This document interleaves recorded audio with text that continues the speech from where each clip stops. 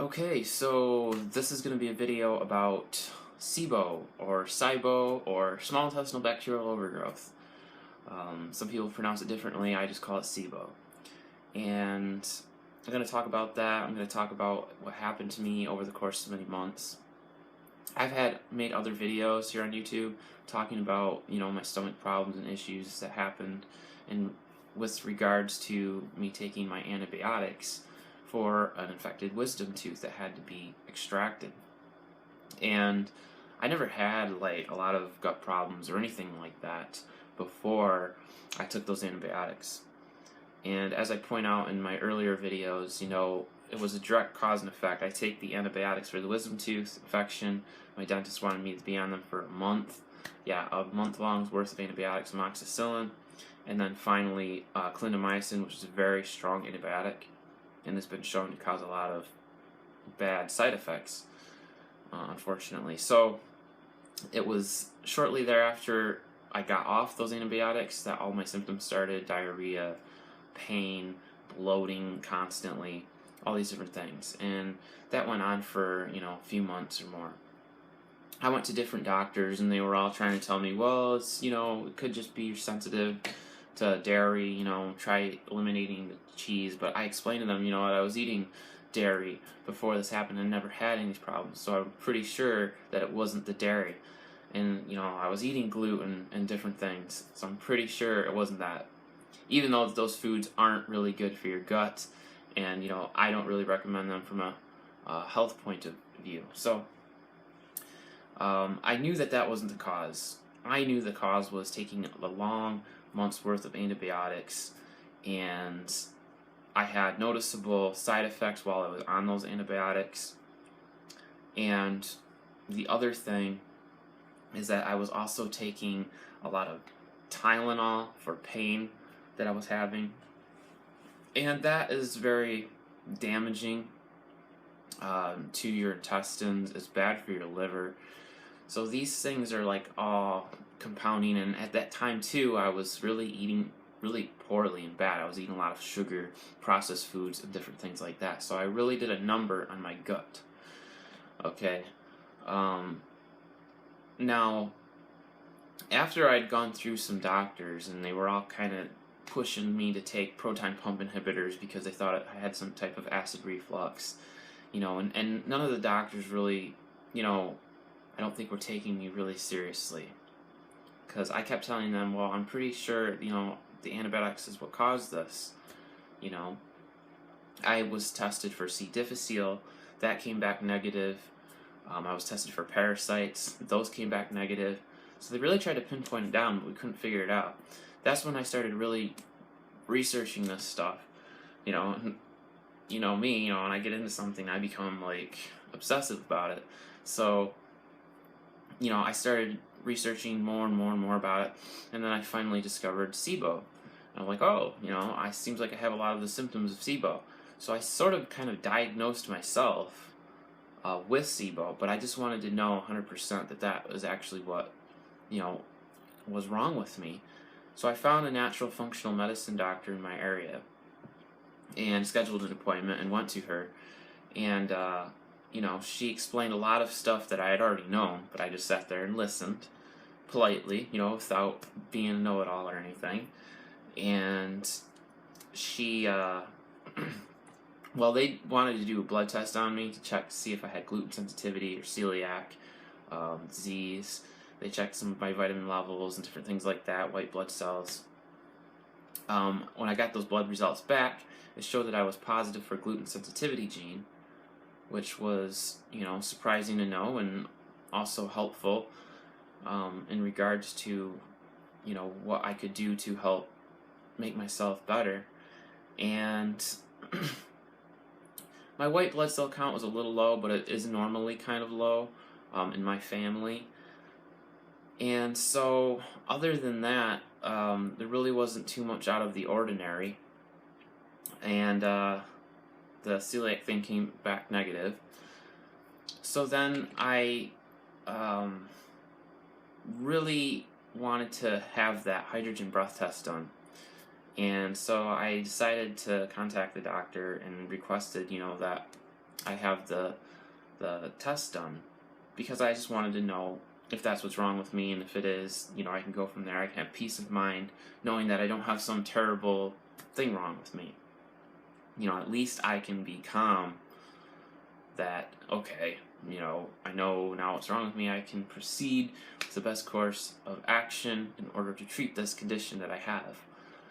So what I did is, again, I called the doctor, I scheduled an appointment to have a hydrogen breath test. I had the hydrogen breath test done, and what that does is it actually measures gases. You basically fast for, I think it was 12 hours or something, and 2 days before that you have to eat a certain diet, and then when you go there, they make you drink a lactulose drink that feeds the bacteria, if there is any in the small intestine, and when they eat it, they will basically create gases, and those gases can be hydrogen or methane, or it can be a combination of both of them. Hydrogen tends to make, I believe, people more, give them more like diarrhea-like symptoms, whereas methane can make people more constipated, and sometimes you can have alternating constipation and diarrhea. But anyways, the test measures the amount of gases produced, and if they're at a certain level after a certain period of time, then they can say that you're positive for Sibo. And of course, I didn't even have to finish my full test, and it was already confirmed that I was positive for Sibo. So, I was surprised, and I was also amazed at the accuracy of my own self-diagnosis. Now, I'm not a doctor, I haven't gone to college, I haven't even gone to nutritional school.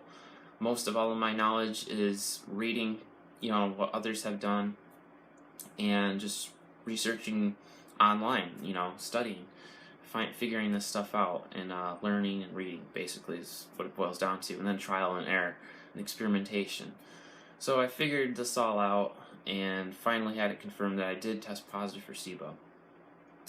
And then I decided, instead of going the conventional way of treating it, which is taking rifaximin, which is an antibiotic.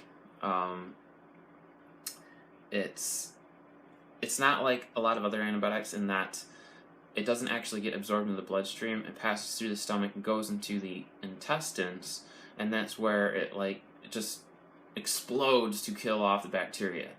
And it's been shown to be pretty effective.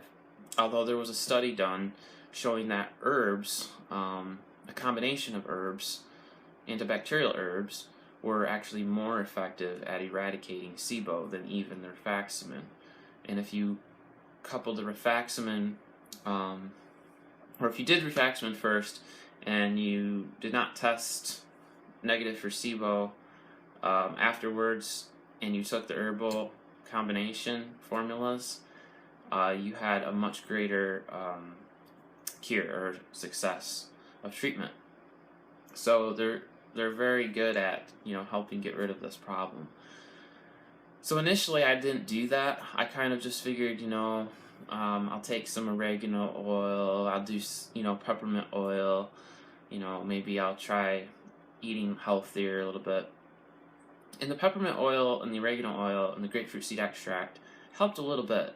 It really did, especially if I took them all at once in combination, it really seemed to help, make me feel, at least my symptoms became more manageable. But it didn't really ever progress other than that.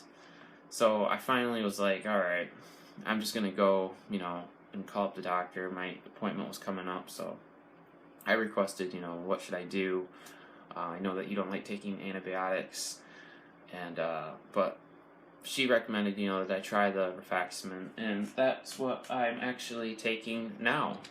I think this is the 6th day now of taking rifaximin, 550 milligrams. You take it for 10 days. It's basically 2 weeks, 3 times a day, and it's helped tremendously. My symptoms have tremendously improved. I started September 1st, so it's been, 6 days into this, and I've been following the specific carbohydrate diet, and combination with the Sibo diet by Dr. Alison Siebecker, who's an excellent resource if you guys want to get more information about how to conquer Sibo. I've learned a lot just from, her website, siboinfo.com. It's a great, excellent resource for anybody that has this problem. So anyways, I've been taking that, and I think the side effect that I've had from it is feeling fatigued, which is one of the side effects. But, I mean, it's not too bad. I really haven't had bad side effects, not at all. So, the bloating seems very much improved. And I think that by, you really want to stick to the specific carbohydrate diet or the Sibo diet, low FODMAPs. They really help tremendously with your symptoms. And you really need to stay on this diet. Like, you need to avoid gluten and dairy. And, try to avoid grains too, because all the grains will feed that bacteria. So if you can kind of starve the bacteria a little bit, it's not totally going to eradicate the bacteria on its own, but if you can really lower the amount of food for the bacteria and then also take the antibiotic, that's a good double whammy. It's really effective. And as far as how, when people can expect to get better from this, like Dr. Alison Seibecker says, it's like a spectrum. Some people get better really quick. Other people could take them up to a year or more.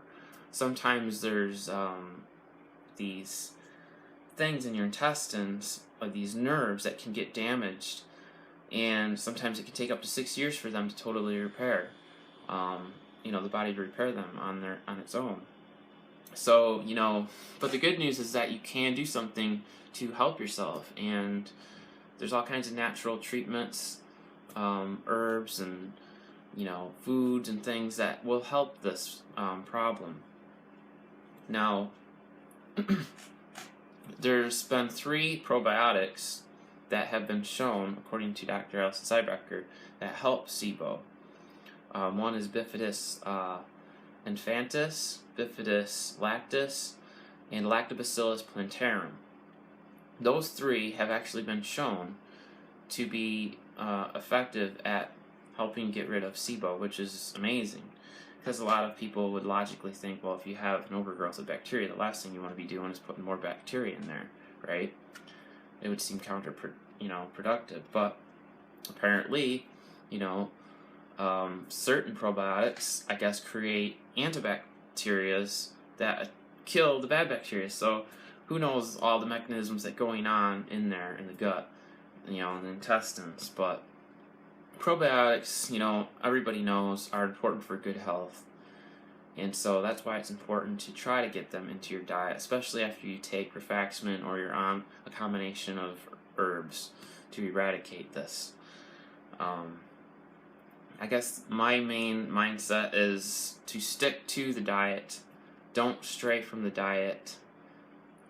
Make this, don't really look at it as a diet, but look at it as a lifestyle change. You just want to eat healthy, okay? You want to eat healthier, and you want to believe that, you're going to get better from this condition, but you have to be aggressive. You have to stick to it. You have to be, committed. You have to be, you really can't eat the standard American diet, because it's going to just devastate your whole flora in your gut. And it's going to aggravate Sibo and make the whole condition a lot worse, and could actually lead to leaky gut. And, studies have shown that when Sibo, you have a 50% chance of getting leaky gut. But then there's also a 50% chance that you can have Sibo and not have leaky gut. So, it's nothing to really mess around with. And another one showed that if you take an antibiotic to get rid of the bacterial overgrowth, usually your leaky gut, if you had a leaky gut, will heal in about 2 weeks. So that's pretty quick. And that's not changing your diet or anything like that. That's just addressing the bacterial overgrowth.